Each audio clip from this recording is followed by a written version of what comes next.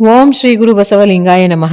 ನನ್ನೆಲ್ಲ ಪ್ರೀತಿಯ ವೀಕ್ಷಕರುಗಳಿಗೆ ವಚನಗಳು ವಿತ್ ಮುಗುಳು ನಗೆ ಚಾನಲ್ಗೆ ಆತ್ಮೀಯವಾದ ಸ್ವಾಗತ. ಸ್ನೇಹಿತರೆ, ನಾವು ಇವತ್ತಿನ ಒಂದು ವಿಡಿಯೋದಲ್ಲಿ ಅಕ್ಕ ಮಹಾದೇವಿಯವರ ಒಂದು ಬಹಳ ತುಂಬ ವಿಶೇಷವಾಗಿರ್ತಕ್ಕಂತಹ ವಚನದ ಬಗ್ಗೆ ಮಾತಾಡೋಣ. ಅಕ್ಕನ ವಚನಗಳು ಅಂತಂದರೆ ತುಂಬ ಸರಳವಾಗಿರುತ್ತೆ, ಆದರೆ ಅದರ ಆಳಕ್ಕೆ ಇಳಿದ್ರೆ ನೋಡಿದಾಗ ಗೊತ್ತಾಗುತ್ತೆ ಅದರ ಒಂದು ನಿಜ ಅರ್ಥ ಏನು ಅಂತ. ಇವತ್ತಿನ ಒಂದು ವಚನವೂ ಕೂಡ ಹಂಗೆ ಇದೆ. ಮೊದಲು ಪೂರ್ತಿ ವಚನವನ್ನ ನೋಡೋಣ ಸ್ನೇಹಿತರೆ. 1000 ಹೊನ್ನಿಂಗೆ ಸಾದುಕೊಂಡು ಸುಣ್ಣವ ಬೆರೆಸಿದಂತೆ ಮಾಡಿದೆಯಯ್ಯ, 3 ಲಕ್ಷದ ಬೆಲೆಗೆ ರತ್ನವ ಕೊಂಡು ಮಡುವಿನಲ್ಲಿ ಇಟ್ಟಂತೆ ಮಾಡಿದೆಯಯ್ಯ, ಚನ್ನಮಲ್ಲಿಕಾರ್ಜುನಯ್ಯ ಎನ್ನ ಮುಟ್ಟಿ ಪಾವನವ ಮಾಡಿ ಕಷ್ಟ ಸಂಸಾರಿಗೊಪ್ಪಿಸುವಂತೆ ಮಾಡಿದೆಯಯ್ಯ. ಎಷ್ಟು ಚೆನ್ನಾಗಿದೆ ನೋಡಿ. 1000 ಹೊನ್ನಿಂಗೆ ಸಾದಕೊಂಡು ಸುಣ್ಣವ ಬೆರೆಸಿದಂತೆ ಮಾಡಿದೆಯಯ್ಯ, 3 ಲಕ್ಷದ ಬೆಲೆಗೆ ರತ್ನವ ಕೊಂಡು ಮಡುವಿನಲ್ಲಿ ಇಟ್ಟಂತೆ ಮಾಡಿದೆಯಯ್ಯ, ಚನ್ನಮಲ್ಲಿಕಾರ್ಜುನಯ್ಯ ಎನ್ನ ಮುಟ್ಟಿ ಪಾವನವ ಮಾಡಿ ಕಷ್ಟ ಸಂಸಾರಿಗೊಪ್ಪಿಸುವಂತೆ ಮಾಡಿದೆಯಯ್ಯ. ಮೊದಲನೇ ಸಾಲಿನಲ್ಲಿ ಹೇಳವ್ರೆ ನೋಡ್ರಿ, ಹೊನ್ನಿಂಗೆ ಸಾದಗೊಂಡು ಸುಣ್ಣವ ಬೆರೆಸಿದಂತೆ ಮಾಡಿದೆಯಯ್ಯ ಅಂದ್ರೆ 1000 ಹೊನ್ನು. ಹಬ್ಬ ಆ ಕಾಲಕ್ಕೆ 1000 ಹೊನ್ನು ಅಂತ ಅಂದರೆ ಎಷ್ಟೋ ಏನೋ ಹೌದು, ಇವತ್ತಿನ ಲೆಕ್ಕಕ್ಕೆ ಕೋಟಿಗಟ್ಟಲೆ ಆಗ್ಬೋದು. ಅಷ್ಟು ಖರ್ಚು ಮಾಡಿ ಬಂಗಾರವ ತಂದ ಮೇಲೆ ಅದಕ್ಕೆ ಹೋಗಿ ಸುಣ್ಣವನ್ನು ಮಿಕ್ಸ್ ಮಾಡಿದರೆ ಏನು ಅರ್ಥ ಬಂತು? ಇದ್ರಾಗ ಅಕ್ಕನ ಮನಸ್ಸಿನಲ್ಲಿ ಏನಿರಬಹುದು ಅಂತ ನೋಡೋದಾದರೆ ಈ ಹೋಲಿಕೆ ಬಹಳ ಮಾರ್ಮಿಕ ಆದ. 1000 ಹೊನ್ನಿನ ಬಂಗಾರ ಅಂದರೆ ಅದು ಅತ್ಯಂತ ಬೆಲೆ ಬಾಳುವಂಥದ್ದು, ಅತ್ಯಂತ ಶ್ರೇಷ್ಠವಾದದ್ದು. ಬಹುಶಃ ಅಕ್ಕನ ದೃಷ್ಟಿಯೊಳಗೆ ಅದು ದೈವಿಕ ಅನುಭೂತಿ, ದೇವರ ಕೃಪೆ ಅಥವಾ ಆಧ್ಯಾತ್ಮಿಕ ಜ್ಞಾನ ಇರಬೇಕು. ಆಧ್ಯಾತ್ಮಿಕ ವಿಷಯನ ಆ ಸುಣ್ಣ ಅಂದರೆ ತೀರಾ ಸಾಮಾನ್ಯವಾದದ್ದು, ಅದಕ್ಕಷ್ಟು ಬೆಲೆ ಇಲ್ಲ. ಅಂದರೆ ಲೌಕಿಕದ ಜಂಜಾಟಗಳು, ನಮ್ಮ ದಿನನಿತ್ಯದ ಸಣ್ಣ ಪುಟ್ಟ ಆಸೆಗಳು, ಚಿಂತೆಗಳು ಇವೆಲ್ಲವೂ ಕೂಡ ಇರಬಹುದು.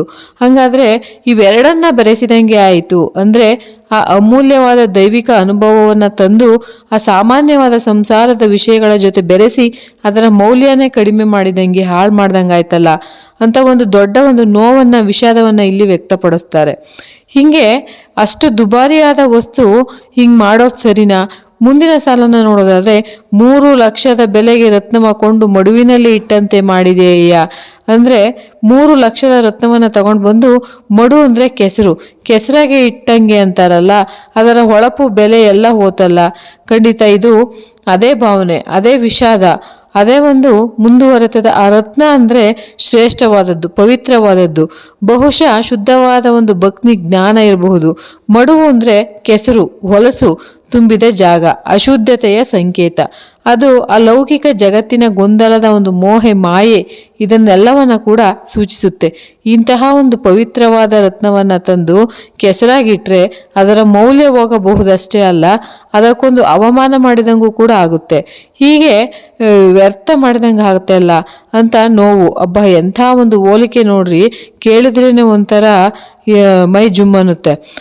ಅದಾದ್ಮೇಲೆ ಕೊನೆಯದಾಗಿ ನೋಡ್ರಿ, ನೇರವಾಗಿ ದೇವರ ಮೇಲೆ ಭಾರ ಹಾಕ್ತಾರಲ್ಲ ಅಕ್ಕನವರು. ಚನ್ನಮಲ್ಲಿಕಾರ್ಜುನಯ್ಯ ಎನ್ನ ಮುಟ್ಟಿ ಪಾವನವ ಮಾಡಿ ಕಷ್ಟ ಸಂಸಾರಿಗೊಪ್ಪಿಸುವಂತೆ ಮಾಡಿದೆಯಯ್ಯ ಅಂದರೆ ದೇವರೇ ನೀನೇ ನನ್ನ ಮುಟ್ಟಿ ಪವಿತ್ರ ಮಾಡಿ ಶುದ್ಧ ಮಾಡಿ ಆಮೇಲೆ ಮತ್ತೆ ಕಷ್ಟ ಕೊಡು, ಸಂಸಾರಕ್ಕೆ ತಳ್ಳಿಬಿಟ್ಟೆ ಅಂತ ನೇರವಾಗಿ ಕೇಳ್ತಾರಲ್ಲ. ಇದರಲ್ಲಿ ಅಕ್ಕನ ಒಂದು ವೇದನೆ ಎಷ್ಟು ಆಳ ಅಂತ ಅಂದರೆ ಈ ವಚನ ಒಂದು ಹೃದಯದ ಭಾಗನೇ ಹೌದು.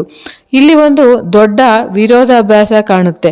ನಮಗೆ ದೇವರ ಸ್ಪರ್ಶದಿಂದ, ಆತನ ಕೃಪೆಯಿಂದ ಪಾವನ ಆಯಿತು ಅಂದರೆ ಆಧ್ಯಾತ್ಮಿಕವಾಗಿ ಉನ್ನತಿ ಸಿಕ್ತು, ಆಮೇಲೆ ಮತ್ತೆ ಸಂಸಾರ ಯಾಕೆ? ಅದೇ ಪ್ರಶ್ನೆ ಪಾವನಗೊಳಿಸಿದ ಒಂದು ಲೌಕಿಕ ಕಷ್ಟಗಳ ಕೂಪಕ್ಕೆ, ನೋವಿನ ಬಂಧನಕ್ಕೆ ನನ್ನ ತಳ್ಳಿದೆ. ಇದು ಕೇವಲ ಅಕ್ಕನ ವೈಯಕ್ತಿಕ ನೋವಲ್ಲ ನೋಡ್ರಿ, ದೈವಿಕ ಅನುಭವ ಪಡೆದ ಜೀವಕ್ಕೂ ಕೂಡ ಆ ಲೌಕಿಕ ಜಗತ್ತಿನ ವಾಸ್ತವಕ್ಕೂ ನಡುವೆ ಇರುವ ಒಂದು ದೊಡ್ಡ ತಿಕ್ಕಾಟ.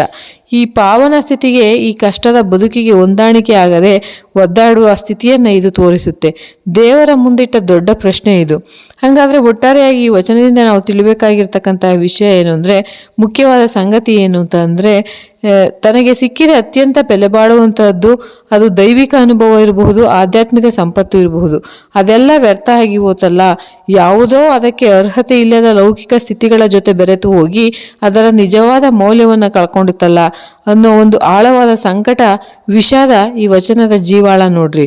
ಬಂಗಾರಕ್ಕೆ, ಸುಣ್ಣಕ್ಕೆ, ರತ್ನಕ್ಕೆ, ಕೆಸರಿಗೆ, ಆಮೇಲೆ ಪಾವನವಾದ ಜೀವನಕ್ಕೆ, ಈ ಕಷ್ಟದ ಸಂಸಾರಕ್ಕೆ ಅಸಂಗತವಾದ ಹೋಲಿಕೆಗಳನ್ನು ಬಳಸಿ ಈ ದೈವಿಕ ಆದರ್ಶಕ್ಕೂ ಈ ಲೌಕಿಕ ವಾಸ್ತವಕ್ಕೂ ನಡುವಿನ ದೊಡ್ಡ ಅಂತರವನ್ನ, ನಿರೀಕ್ಷೆಗೂ ನಿಜವಾದ ಸ್ಥಿತಿ ಇರುವ ವ್ಯತ್ಯಾಸವನ್ನ, ಇದೆಲ್ಲವನ್ನ ಅಕ್ಕ ಮಹಾದೇವಿಯವರು ಬಹಳ ಮನಸ್ಸಿಗೆ ನಾಟುವ ಹಾಗೆ ಮಾರ್ಮಿಕವಾಗಿ ಹೇಳಿದ್ದಾರೆ.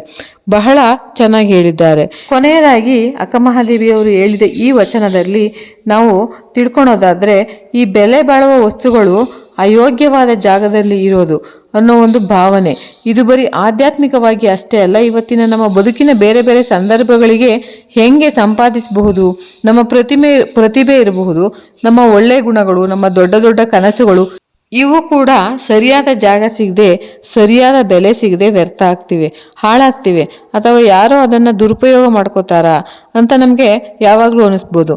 ಇದರ ಬಗ್ಗೆ ಸ್ವಲ್ಪ ಯೋಚನೆ ಮಾಡಿ ಒಂದು ಒಳ್ಳೆಯ ಒಂದು ಪ್ರಶ್ನೆಯನ್ನು ನಮಗೆ ನಾವೇ ಕೇಳ್ಕೋಬೇಕಾಗಿದೆ ಅಂತ ಹೇಳ್ತಾ ಇಂದಿನ ವಿಡಿಯೋವನ್ನು ಮುಗಿಸ್ತಿದ್ದೇನೆ. ಮತ್ತೆ ಮುಂದಿನ ವಿಡಿಯೋದಲ್ಲಿ ಇನ್ನೂ ಹೆಚ್ಚಿನ ಮಾಹಿತಿಯೊಂದಿಗೆ ಬರುವೆ.